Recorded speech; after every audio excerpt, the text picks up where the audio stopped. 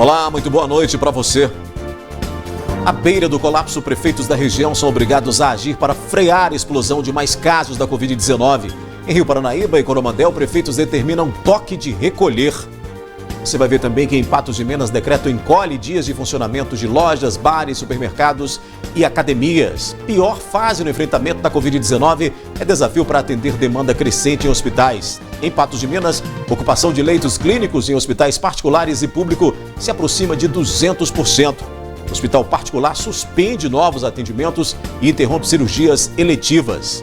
Nós vamos mostrar também que Patos de Minas cravou hoje a marca de 6 mil infectados com Covid-19, 155 só nas últimas 24 horas. E mais, nós vamos mostrar que 4 pessoas ficaram feridas em acidente envolvendo um veículo de passeio e um carro forte próximo à Lagoa Formosa. Vendas de medicamentos sem comprovação científica contra a Covid-19 e Conselho Federal da Farmácia faz alerta. Tem ainda a nossa análise de notícias e muito mais agora no NTV News, que já está no ar.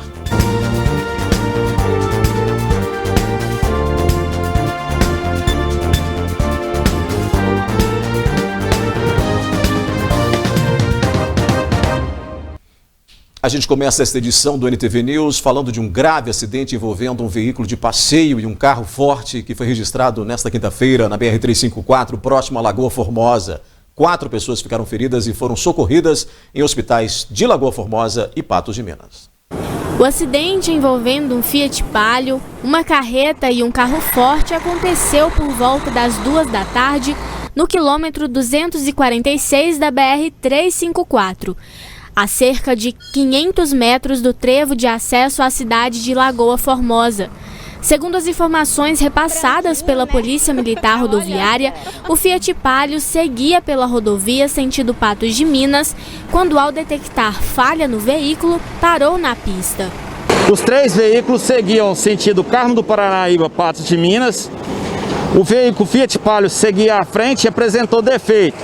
Logo a seguir, atrás dele, vinha um caminhão.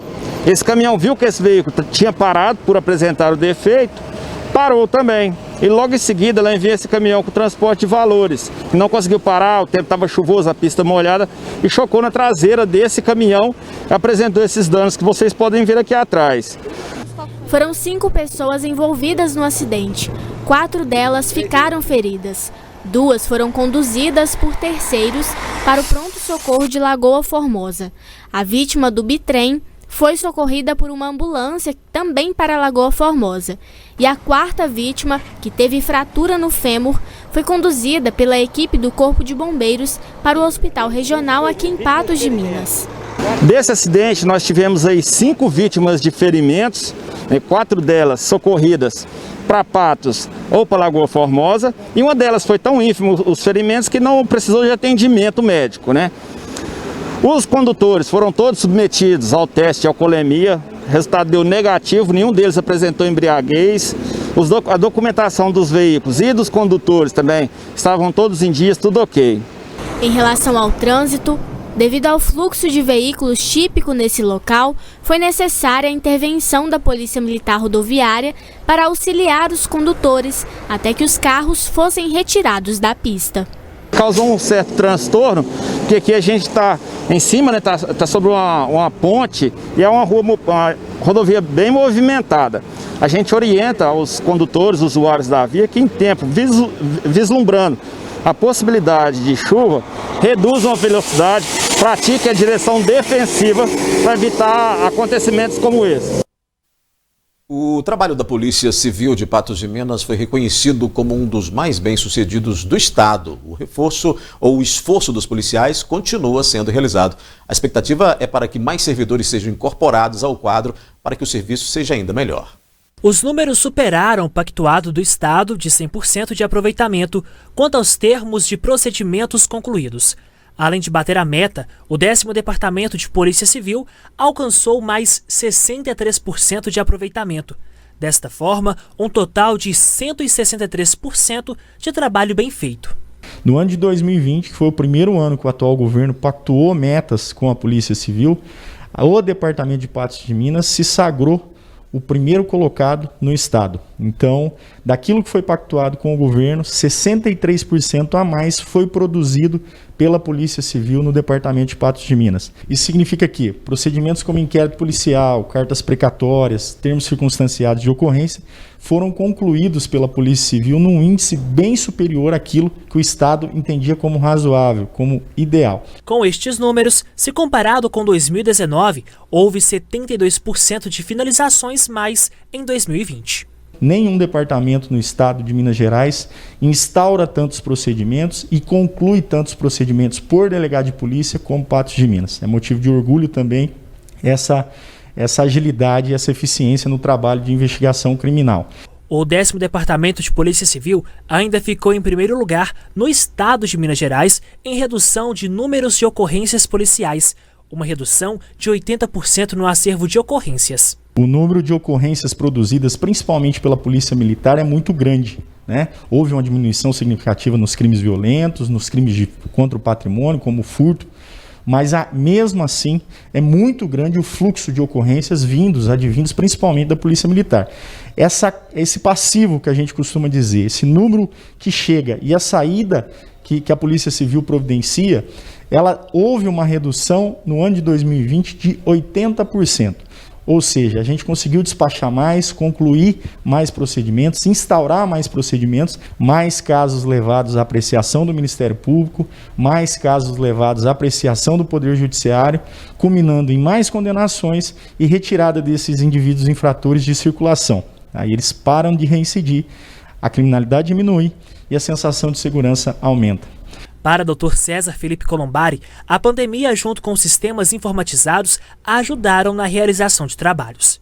O Estado evoluiu muito por conta da pandemia, fazendo com que serviços que antigamente era necessária a presença do cidadão dentro de uma delegacia de polícia pudesse ser feito de forma remota, online. Quando o cidadão ele não procura a unidade, não ocupa o tempo do policial presencialmente numa unidade, possibilita o quê? Que o investigador de polícia vá à rua investigar crimes, que o delegado tenha tempo de despachar inquéritos policiais, relatar inquéritos policiais, isso aumenta a produtividade. Para os próximos dias, meses e anos, a expectativa é de que a estrutura possa receber novos servidores, para que os índices positivos continuem sendo alcançados. Com os concursos em andamento, como delegados de polícia, escrivães de polícia, que o nosso departamento consiga pelo menos repor aquilo que a gente tinha no ano 2016, 2017, com a vinda de mais delegados, mais escrivães.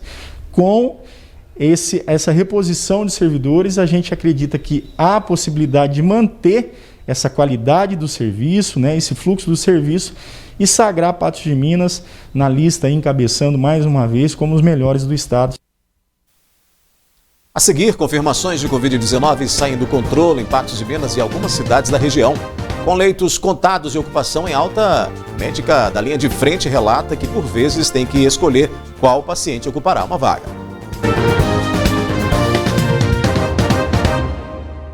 Ter que escolher qual paciente poderá ocupar as vagas escassas para o tratamento da Covid-19 é uma tarefa difícil de enfrentar para os profissionais da saúde da linha de frente em Patos de Minas. Mas é o que tem acontecido com a explosão de novos casos e aumento por demanda de internações.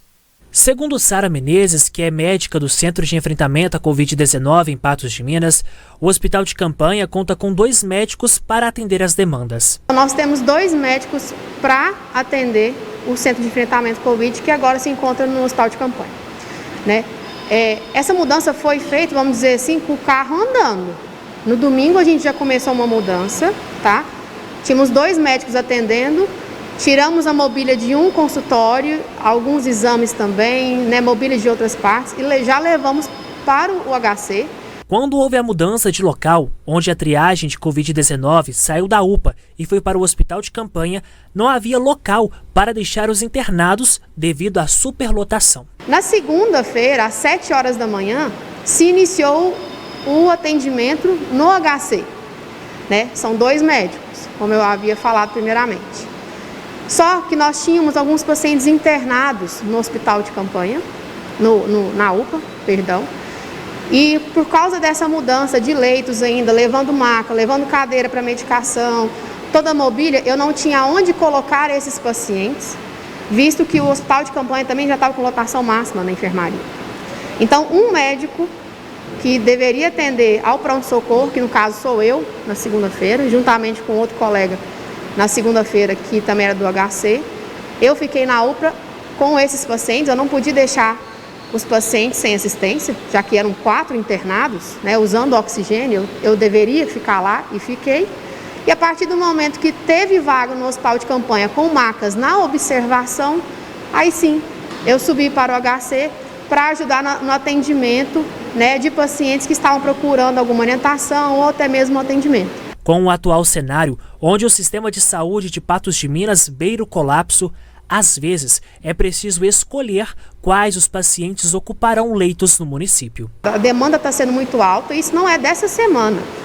Isso tem sido, desde dezembro que eu estou falando isso, que a demanda está sendo alta todos os dias. Na segunda-feira foi algo à parte por causa da mudança, mas todo dia está sendo isso. Né? Era só o pessoal ter ido lá na UPA para ver, que todo dia era isso. E agora nós estamos nos deparando com um quadro de que nós não temos leitos, a ponto de você ter que escolher qual paciente que sobre para um leito de enfermaria. Né? Então, a gente queria pedir o apoio da população para a população respeitar as medidas. Pois é, essa situação angustiante não está restrita a Patos de Minas. A preocupação é grande com a demanda crescente na região também. A secretária de Saúde de Patos de Minas confessa que em alguns momentos teve que negar atendimentos para a transferência de pacientes da região. Em coletiva, o prefeito Luiz Eduardo Falcão disse que tem tentado nos últimos dias conversar com prefeitos da região para conter a Covid-19. Porém, segundo ele, a situação de municípios como Lagoa Formosa, Carmo do Paranaíba e São Gotardo também é de preocupação. Patos está lotado, São Gotardo está lotado, Patrocínio está lotado, Carmo está lotado, Lagoa Formosa. Isso não é um problema de Patos de Minas, é um problema da região inteira, do estado inteiro, do Brasil inteiro. Tanto é verdade que ontem no regional, nenhum paciente sequer era de Patos de Minas nas UTIs, nenhum. E no hospital de campanha, a maioria também é de fora. Por isso é que esse problema está sendo tratado de forma conjunta. Eu tenho feito apelos junto aos prefeitos da região. No domingo passado, eu conversei com eles, pedi que a gente tivesse alinhamento na tomada de decisões. De lá para cá, alguns municípios têm endurecido as medidas, têm tomado providências. Aqui em Patos, nós aumentamos 4 leitos de UTI, nós intensificamos a fiscalização, nós temos feito de tudo o que a prefeitura pode fazer está sendo feito. Para a secretária de Saúde, Ana Carolina Magalhães, se houve o chamado estrangulamento de leitos, tanto da rede pública como da privada. Em média, de uma semana para outra, se tem registro de até 150 casos confirmados de Covid-19. O nosso cenário dessa semana, ele é totalmente diferente do início do cenário da semana passada. Segunda-feira da semana passada, nós tínhamos uma média de casos positivos de 40, 47 casos por dia. Hoje nós temos uma média de 150 casos por dia de uma semana para outra. Então, nós estamos trabalhando justamente de acordo com o número de casos e com a quantidade de pacientes internados. Precisa abrir mais leitos, nós estamos abrindo. Precisa abrir mais leitos de clínica, nós estamos nos organizando. Só que nós precisamos da ajuda da população. Tiveram momentos em que se teve que negar pedidos de transferência para Patos de Minas. Os pacientes dos outros municípios também recorrem ao município de Patos. Igual a doutora Sara falou ontem, nós tivemos 12 pedidos de cidades da região para internação de leitos de clínica e UTI, e a gente não tem mais vaga, e os hospitais dos municípios também estão sofrendo as mesmas medidas que nós. Já aqui no News, prefeitos são obrigados a agir para frear explosões de casos e mais casos da Covid-19. Em Rio Paranaíba e Coromandel, prefeitos determinaram toque de recolher. Em Patos de Minas, decreto encolhe dias de funcionamento de lojas, bares, supermercados e academias.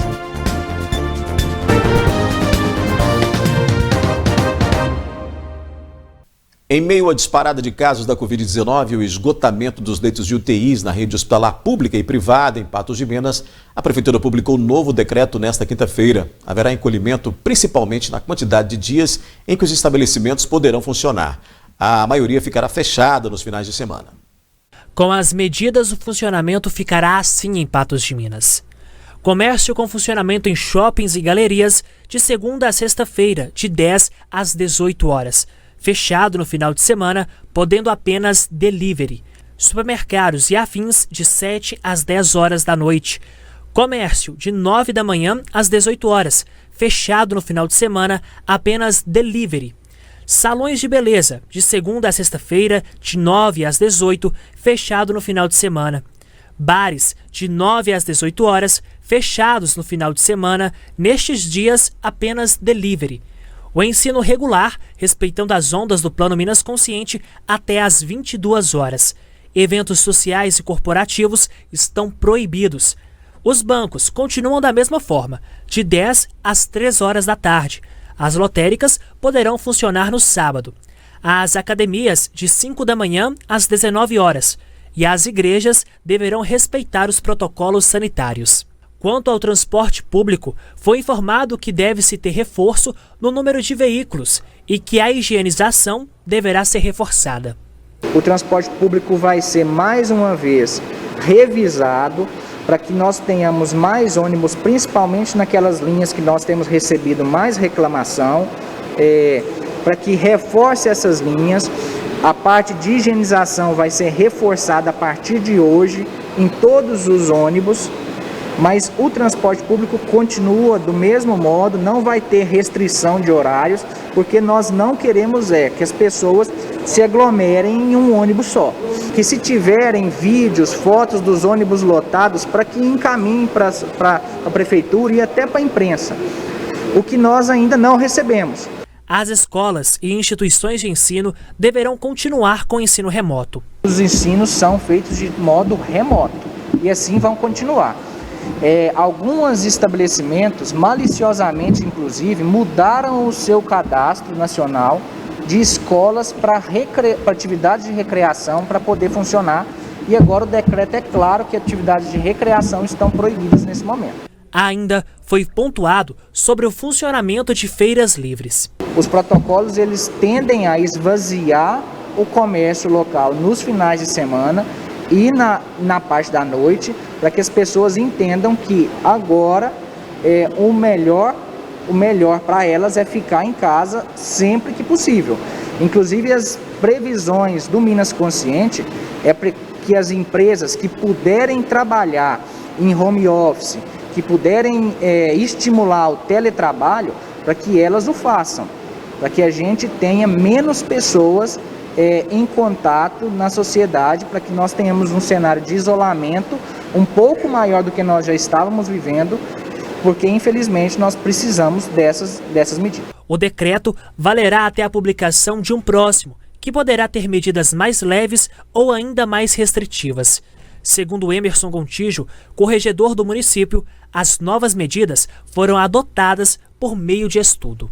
O que nós podemos fazer, e tem sido feito, se todo mundo pegar o plano do Minas Consciente que existe já há quase um ano, vai verificar que nas condições gerais, que nas sugestões gerais do plano, tem lá que todo cidadão porte o seu próprio álcool em gel, que coloque em um pote às vezes menor, para que possa levar, colocar no bolso e usar constantemente.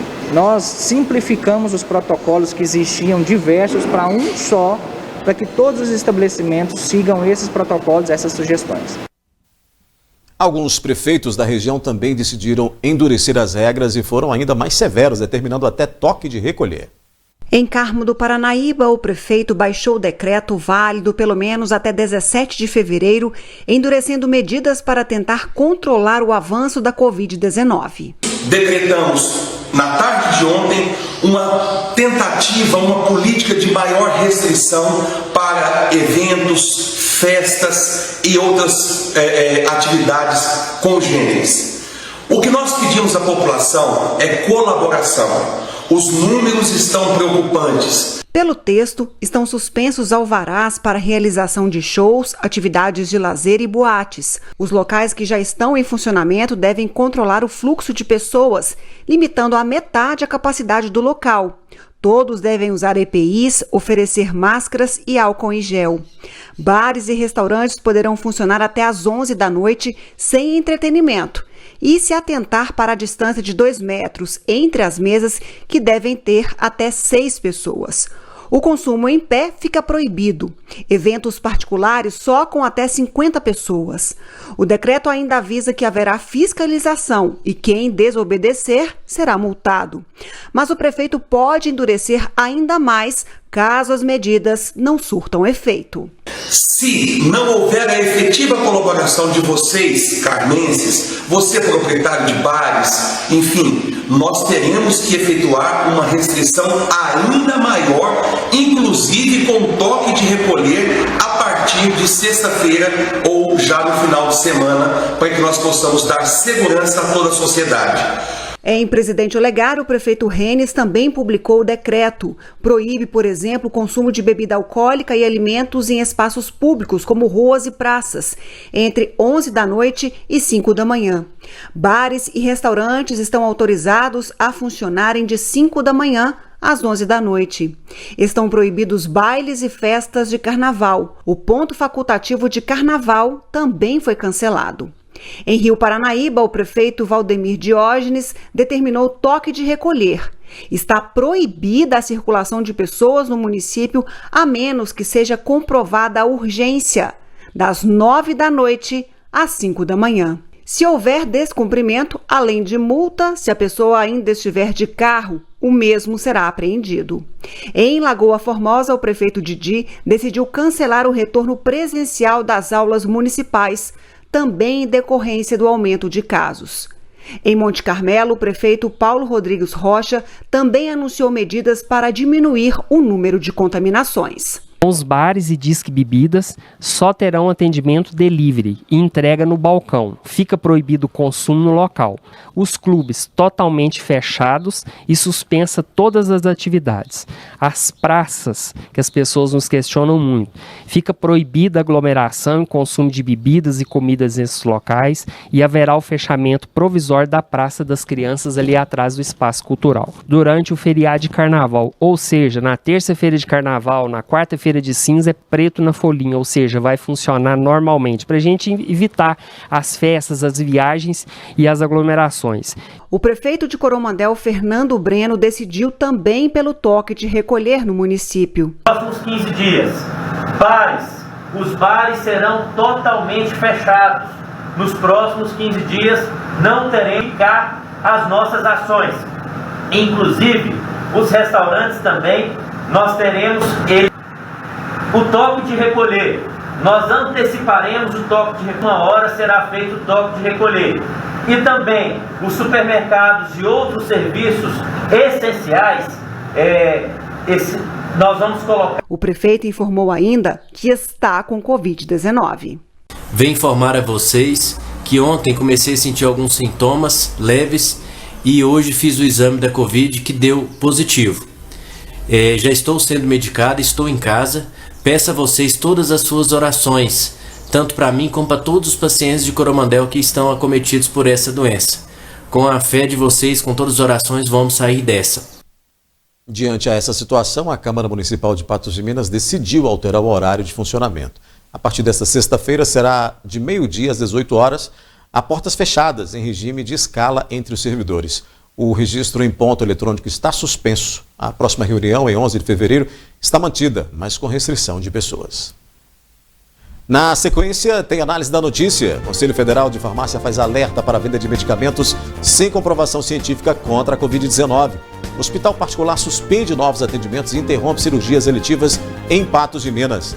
E policial militar de Coromandel, que publicou vídeo infringindo determinação de decreto, poderá responder criminalmente.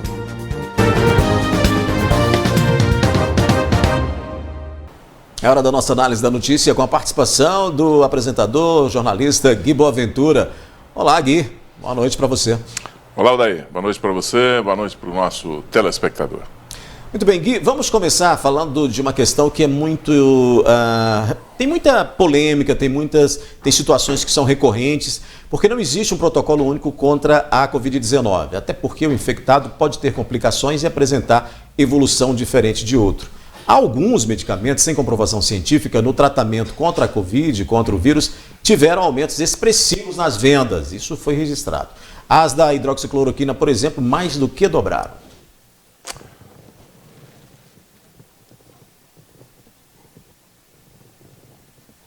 Nós temos o material, Luiz? Falamos nós aqui? Material? Vamos nós. Então vamos lá, coloca o material para a gente. Em 2019, foram vendidas quase 964 mil unidades de hidroxicloroquina. No ano passado, passaram das 2 milhões de unidades. O aumento foi ainda maior no caso da ivermectina, atingindo quase 560%, de 8 milhões para cerca de 54 milhões de unidades. De corticoide, dexametasona, alta de quase 12%. Nitazoxanida, antiparasitário, quase 10% de aumento nas vendas. As de vitaminas também cresceram. A da vitamina D ultrapassou os 80% e da C, crescimento de 60% de 2019 para 2020. Já o ibuprofeno despencou quase 25% nas vendas. O Gui, essa disparada de vendas, ela provocou reação e preocupação do Conselho Federal de Farmácia, né? Os membros se reuniram no final de janeiro e redigiram uma nota em apoio à assistência à saúde baseada em evidências científicas e à vacinação. Lembrando que farmacêuticos têm a obrigação ética e legal de promover o uso racional de medicamentos e que a responsabilidade legal é compartilhada com proprietários de farmácias. Esse é um dos efeitos provocados em meio a uma pandemia como essa, relacionada a essa medicação. Né? Esse não é um efeito só da pandemia, é um efeito da cultura do brasileiro. Nós temos a cultura de automedicação, do chazinho que deu certo para o vizinho, do amigo que indicou um remédio, eu tomei, foi bom para mim. E ainda mais nesse momento agora, com toda essa fervura do medo que nós estamos do coronavírus, as pessoas procuram se automedicar, prevenir de tudo quanto é jeito. E todo mundo sabe que isso não é produtivo. O médico existe para isso aí. As pessoas me perguntam, você é a favor do tratamento tal para o coronavírus, para a Covid-19? Quem tem que ser a favor, esse tratamento, eu falo é o seguinte, esse tratamento só pertence a 2 pessoas, você e o médico. E outra coisa, em relação a esse medicamento aí que está na matéria, que tem essa estatística de venda aí, remédio para prevenir, pergunta para o seu médico se vale a pena. De repente você está tentando consertar uma coisa e está atrapalhando outra. Mas eu acredito que a sua crença não basta. É preciso que tenha um clareamento técnico nessa questão. A automedicação é um perigo. Mas lá você pode comprar à vontade na farmácia, mas isso não quer dizer que você pode tomar à vontade. Independente de ser para Covid ou não, né? Ou para qualquer outro tipo de coisa, sabe? E essa questão da indicação do chazinho que deu certo para o vizinho, para a vizinha, para o meu amigo que tomou o remédio tal, tomou o remédio que não serve para isso, mas serve para aquilo. Não foi feito para isso, mas é uma beleza. E aí você vai e toma, você pode estar se prejudicando ainda mais.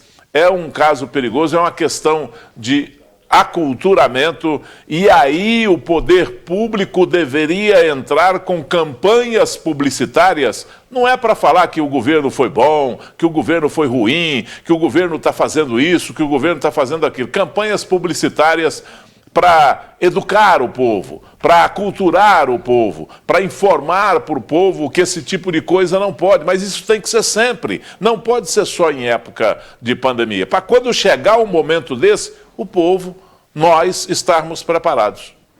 E a gente muda um pouquinho de assunto, mas ainda sobre o Covid-19, ontem vazou um comunicado interno do IMAC alertando sobre a superlotação da unidade, e hoje a informação foi confirmada pela direção do hospital, inclusive com um comunicado oficial, que o Luiz vai colocar aí na tela para a gente, esse aí do IMAC, justamente falando dessa questão. É o Hospital Imaculada Conceição, né? Fazendo esse esclarecimento, né? Inclusive já deixando claro que não está recebendo novos pacientes, justamente por causa dessa superlotação devido às patologias de doenças respiratórias.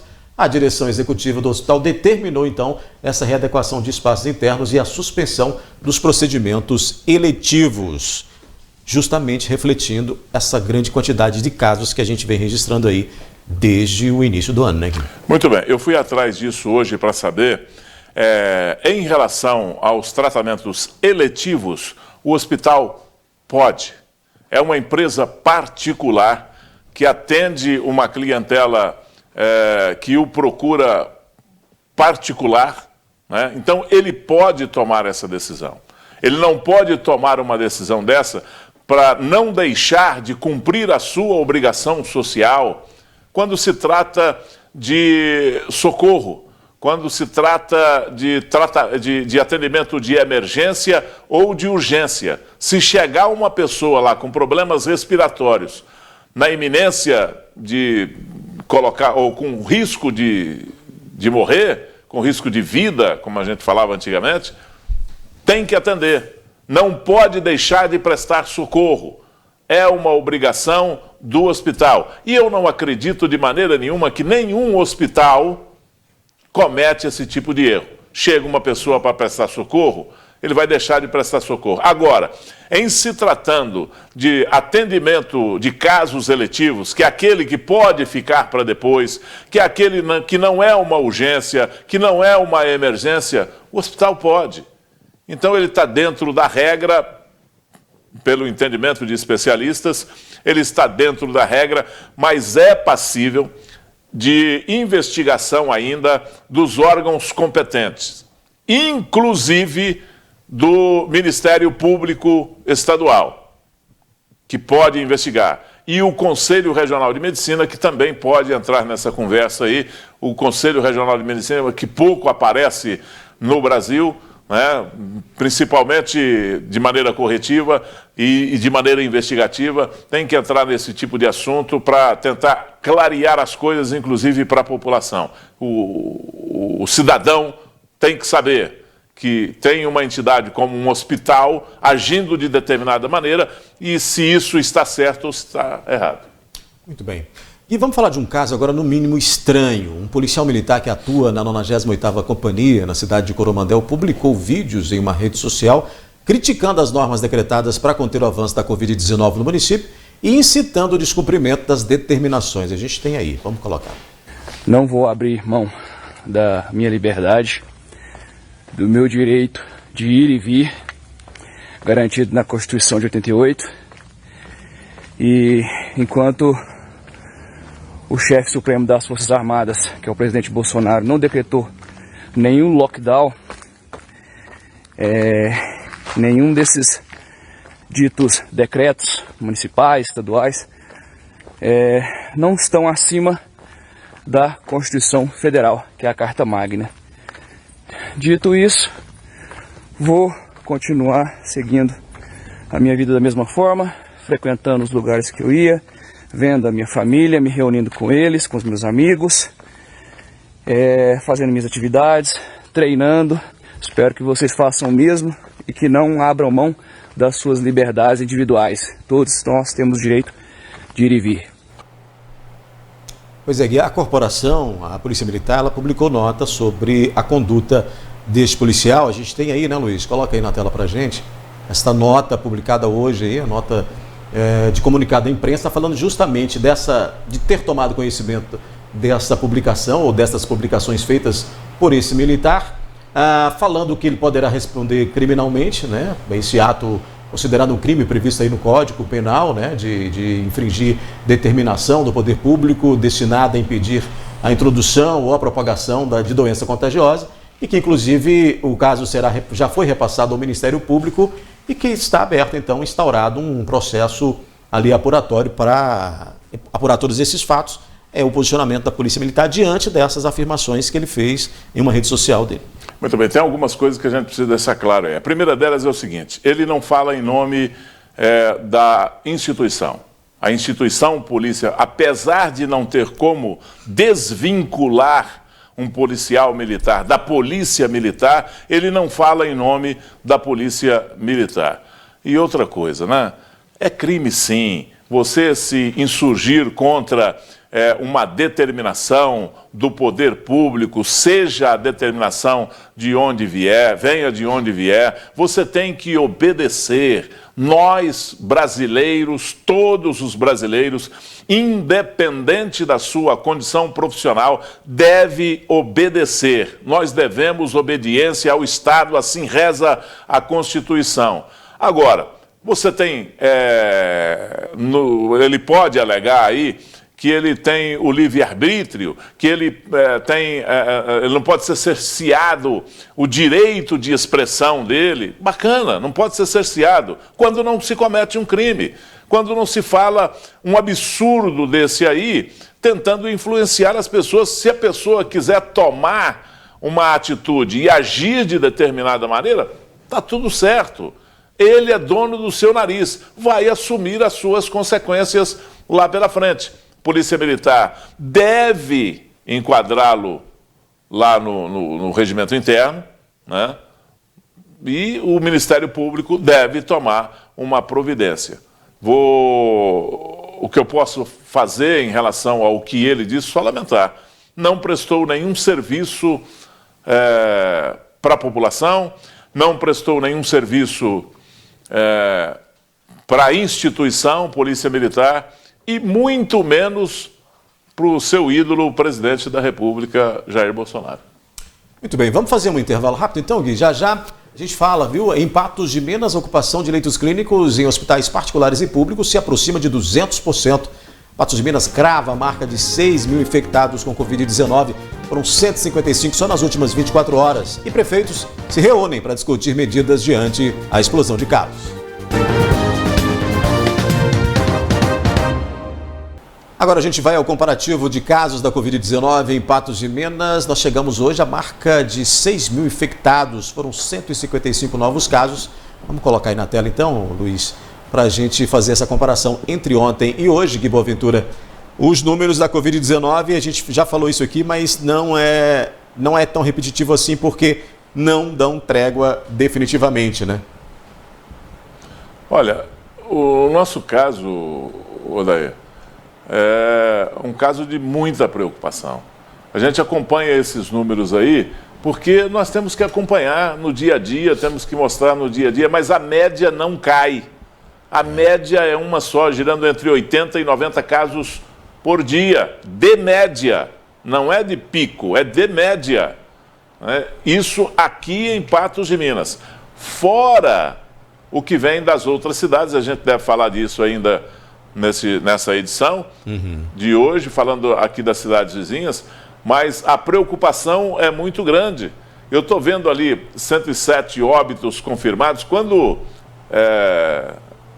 divulgaram aí 107 óbitos, e não estão divulgando os óbitos todos, não estão divulgando os dados corretos, porque essa semana uma pessoa que eu conheço, que eu sei, conheço a família, faleceu aqui em Patos de Minas, faleceu de Covid, foi sepultado, inclusive, imediatamente que saiu do hospital, e nada não está contabilizado aí, ó. Não apareceu ainda. Não apareceu ainda. Pois é, esses números podem ser maiores, e eu fiz até uma continha rápida hoje no Patos Já, para se ter uma ideia, depois que chegamos a essa marca de 6 mil, só para você ter uma ideia, no início do ano, né, lá em 5 de janeiro, no boletim que a gente publicou, que a Prefeitura publicou em 5 de janeiro e a gente repercutiu, porque na virada do ano não teve a publicação, o primeiro boletim foi 5 de janeiro dessa nova administração.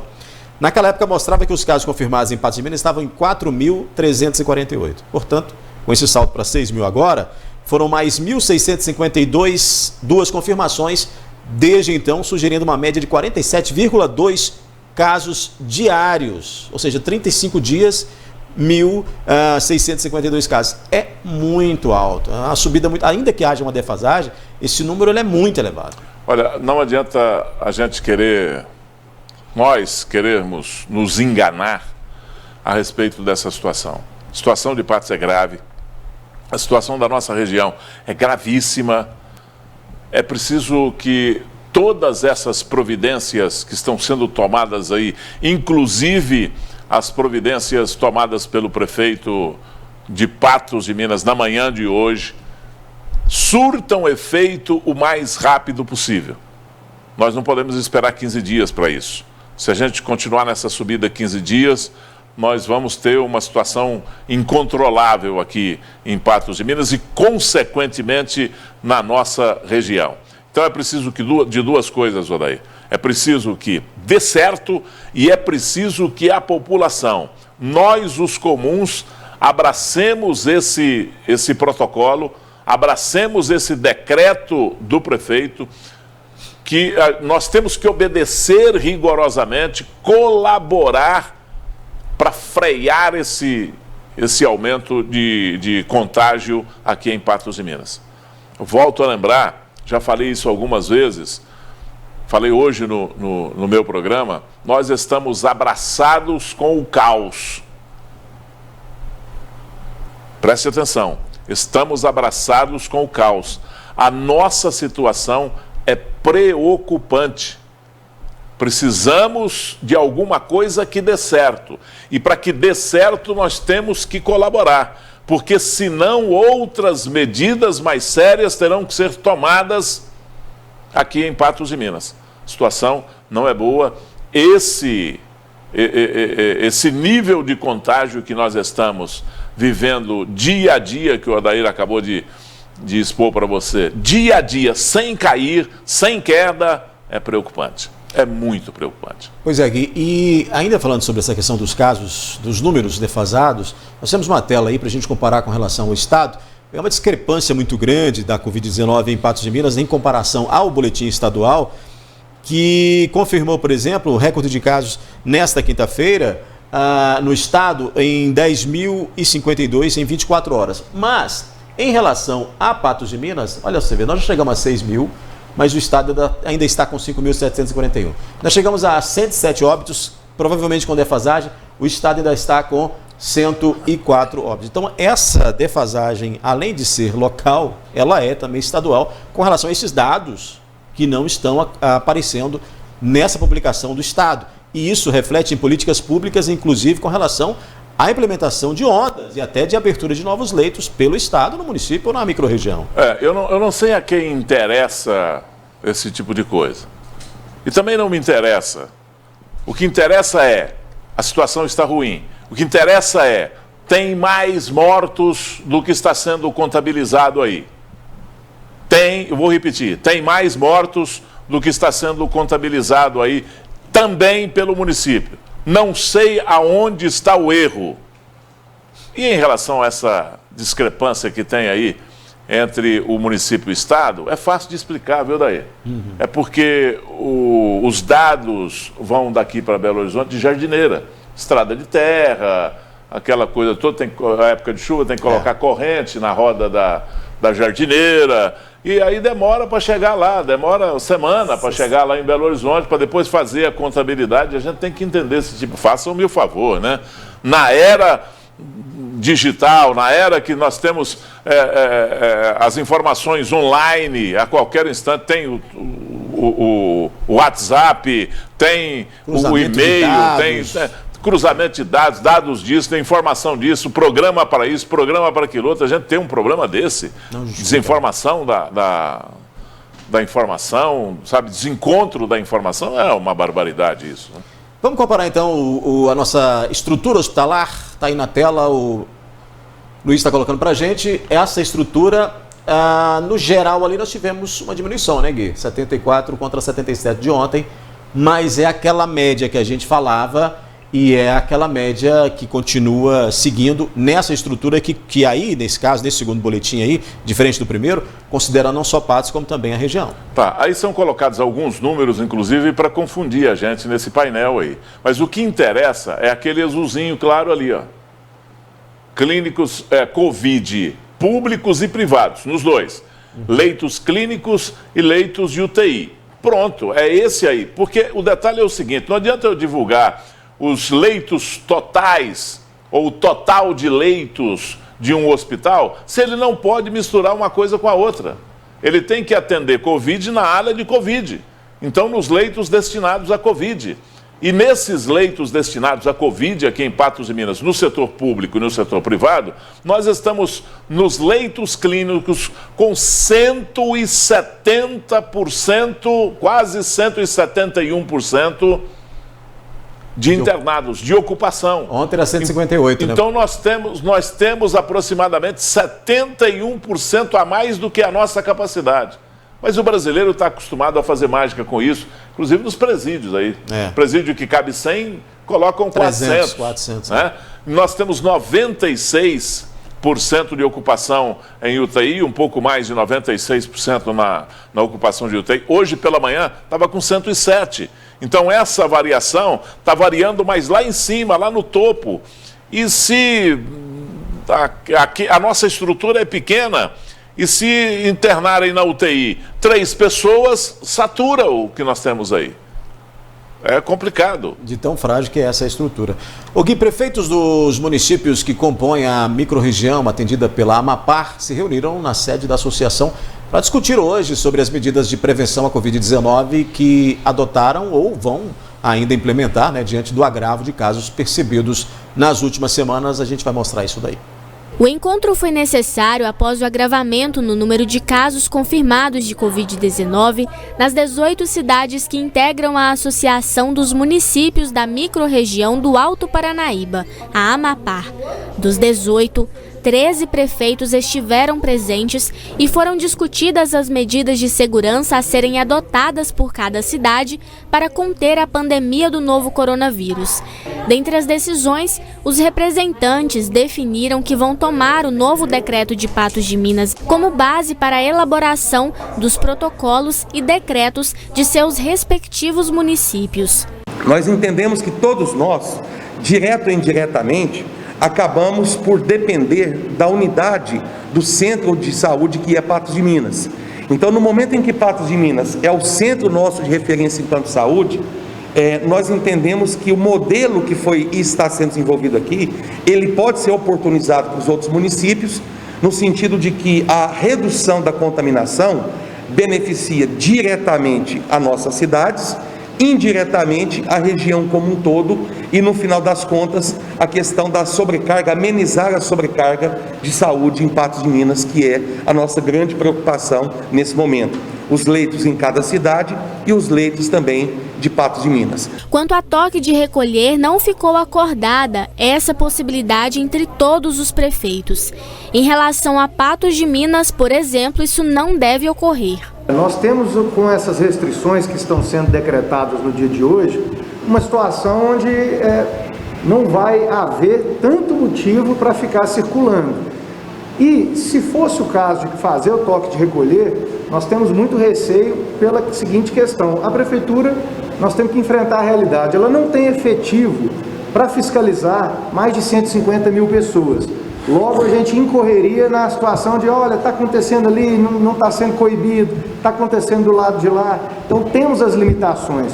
Por isso a gente não quer tomar nenhuma medida só para fingir que está tomando a medida. O toque de recolher ele não vai ser decretado por esse motivo. Dentre as determinações que se pode destacar do novo decreto estão o comércio aberto de 6 às 18 horas de segunda a sexta-feira, comércios não essenciais a partir das 18 horas somente em delivery, eventos, campeonatos, etc. estão suspensos, serviços não essenciais ficarão fechados aos sábados, domingos e feriados. Em relação às penalidades por descumprimento das medidas de segurança, cabe a cada município determinar quais são elas e como aplicá-las. Eu falo com base em Carmo do Paranaíba, de onde eu sou prefeito. Nós entendemos que multas irrisórias não atuam no sentido pedagógico e no sentido sancionador que elas precisam ter. Multas em Carmo do Paranaíba também foram majoradas naquilo que é possível, naquilo que é razoável. Se considera a realidade socioeconômica de cada município no peso dessas multas. No caso da nossa cidade, o fiscal autua o infrator. Lavrada essa autuação, é feito então um procedimento administrativo, respeitando o devido processo legal, o direito de defesa, eventuais argumentos que o infrator tem o direito de se manifestar. No final das contas, autua-se a multa, exige-se por meio aí de atuação fiscal a exigibilidade dessa multa. Ok, essa responsabilidade tem que ser realmente abraçada por todos esses gestores, até porque isso reflete no polo que é Patos de Minas e, evidentemente, também na estrutura desses municípios. Mas, além de tudo isso, esses prefeitos eles precisam ser mais enérgicos e fazer com que isso seja respeitado, para que também eles não percam esse controle em cada município, né? E aí, o resultado dessa reunião é que eles vão seguir, não à risca, mas pelo menos o modelo desse decreto publicado por Patos de Minas, que entra em vigor amanhã. Medida que tem que ser tomada realmente, ela tinha que vir e tinha que acontecer. Aliás, ela já devia ter sido tomada na semana anterior a hoje, mas já está aí sendo discutida, como foi discutido hoje na Amapá, e deve entrar em implementação nesses próximos dias. Como é que você avalia esse encontro aí? Olha, esse encontro vale, mesmo que tardio. Isso precisava ter sido feito já há algum tempo. Lá no ano passado, no meio da pandemia, já precisava ter sido organizado, estruturado. E o prefeito anterior de Patos de Minas, o Zé Eustáquio, perdeu essa oportunidade. O Falcão chegou e teve essa luz para chamar todos os prefeitos e mostrar a eles a responsabilidade que eles têm com o que está acontecendo aqui em Patos de Minas. Porque Patos hoje, em relação ao combate à Covid-19, não é só Patos de Minas. É Patos de Minas, é Lagoa Formosa, é Carmo do Paranaíba, é Varjão de Minas, é São Gonçalo, é Presidente Olegário. É uma micro-região aqui. É uma micro-região aqui que está afeta ao atendimento de Patos de Minas. Saturou a unidade, os leitos de UTI em Patos de Minas, satura para Patos, mas satura para Lagoa Formosa, para Carmo do Paranaíba, para toda essa região. Esses prefeitos, fazendo um trabalho agora proposto pelo Falcão, né, fazendo um trabalho para acudir essa transmissão do vírus na sua base, vai fazer uma colaboração para o próprio município. Não é só para Patos de Minas. É preciso que haja um entendimento em conjunto. É preciso que haja uma ação em conjunta para resolver esse problema, pelo menos para acudir. Resolver nós não vamos resolver, mas para acudir esse problema de momento que nós estamos passando. Nós estamos abraçados com o caos. Nós em Patos? Não, nós em Patos, nós em Lagoa Formosa, nós em Carmo do Paranaíba, nós em Rio Paranaíba, nós em Lagoa Formosa, nós em Guimarães, nós em Varjão de Minas, em São Gonçalo do Abaeté, em Presidente Olegário e etc. Então, essa é a responsabilidade que nós temos que ter. E agora, em relação a copiar o decreto que foi feito pelo prefeito Falcão, é até bom. O decreto não é uma sumidade, vai ter erros, nós vamos contestar isso durante o decorrer da semana, porque vamos pedir ajustamento, o mercado, o comércio vai se manifestar também, todo mundo vai se manifestar em cima, mas é o que se tem para seguir. Se nenhum desses prefeitos fizeram isso. Também é uma falha muito grande, porque vieram aqui para buscar uma providência que Patos tinha tomado. Muito bem, nesta quinta-feira, 4 de fevereiro, é o Dia Mundial do Câncer. A data reforça a importância dos cuidados com a saúde para prevenir e também tratar adequadamente essa doença. Um sonho de um casamento perfeito que quase foi por água abaixo. Em 2016, já com quase 5 anos de namoro, Janaína foi pedida em casamento. Porém, em 2017, um diagnóstico de um médico fez o mundo desabar sobre ela. A notícia veio e tirou o meu chão, né, meu e do meu marido. Ainda mais que nós estávamos com o projeto de casar em 2018, né, e a gente, ao meio da preparação para o casamento, veio o diagnóstico do câncer bem no ano anterior ao nosso casamento. Quando Janaína precisou ficar careca, foi um dos dias mais emocionantes. O marido também fez o mesmo para incentivar. Mesmo sabendo que a doença só estava no começo, os dois ficaram unidos na saúde e na doença. E eu lembro direitinho que ele virou para mim e falou assim: se você não conseguir a peruca, você pode casar careca. E que ele não ia importar. Inclusive, igual eu mostrei as fotos, ele raspou o cabelo junto comigo. Janaína é somente uma entre as milhares de mulheres que sofrem com a doença no mundo. Segundo o levantamento realizado pelo Instituto Nacional de Câncer, até 2022, o Brasil deve registrar 625 mil novos casos da doença por ano. O que mais preocupa os especialistas é que durante a pandemia, as pessoas têm se esquecido da doença e deixado de ir ao médico. Acho que muito em reflexo da baixa procura dos pacientes, né, lá na ponta da linha de cuidado, né, na atenção básica, muitos pacientes preocupados, receosos com a pandemia, deixaram de frequentar serviços de saúde no volume que faziam antes. Já é previsto, o Ministério da Saúde ele já está ciente de que daqui a alguns meses nós vamos ter uma sobrecarga, vai ter uma fila muito grande que talvez a oncologia não vai dar conta de atender. Agora, com essa expectativa da vacina, os casos vão começar a diminuir, as pessoas vão começar a buscar resolver os seus problemas que apareceram um tempo atrás, isso vai gerar uma fila muito grande. No Centro AZ Noroeste, que atende pacientes com câncer, houve queda no número de atendimentos, de 900 para 600 pessoas realizando o tratamento.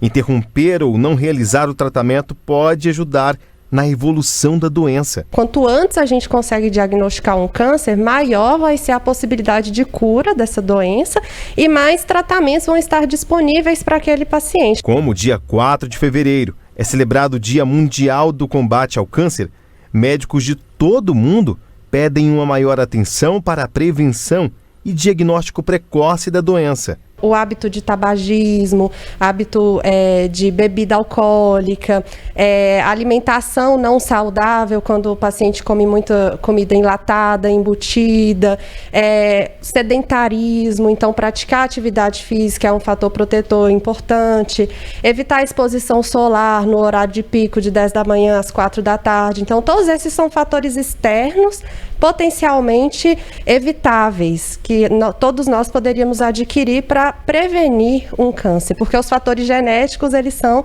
a minoria. Pode ser um nódulo que a pessoa percebeu, como você citou aí, né? Palpa um nódulo na mama, a mulher, ou sintomas que a gente sabe que não são normais, por exemplo, como um emagrecimento excessivo, uma perda de sangue nas fezes, ou vomitar sangue, ou um corrimento vaginal diferente. Deve continuar sendo um sinal de alarme, um sintoma de alarme, que obrigatoriamente levam a ter que procurar atendimento. O câncer pode até parecer um obstáculo, mas não há pausa para a vida. Essa foi a mensagem que Janaína tirou. A gente precisa ter muita fé e muita força de vontade de viver.